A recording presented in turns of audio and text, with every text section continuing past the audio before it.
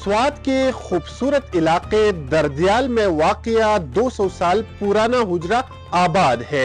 ये सिर्फ एक इमारत नहीं बल्कि यहाँ की सकाफत, इक़दार और मेहमान नवाजी की जिंदा अलामत है।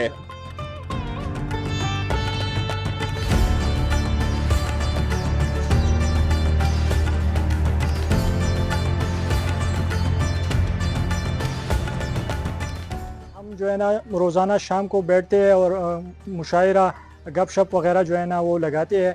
आजकल इसी तरह जो हुजरे वगैरह है वो बहुत कम रह गए हैं और यंग जनरेशन जो है उसको इसकी अहमियत का पता नहीं है।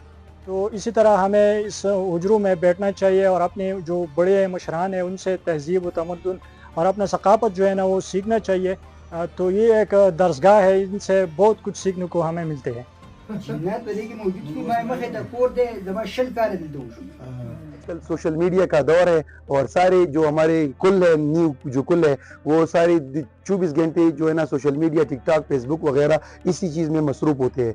तो मैं अपनी तरफ से अपील करता हूँ इन नौजवानों को कि वो यहाँ पर आए और उनको यहाँ पर जो हुजरा है इनसे काफ़ी कुछ सीखने को मिलते हैं और हमारे जो मुशरान यहाँ पे बैठते हैं तो हमें इनकी कदर करना चाहिए और ये सकाफती और ये हमारा कल्चर है तो हम इसको भूलना नहीं चाहिए।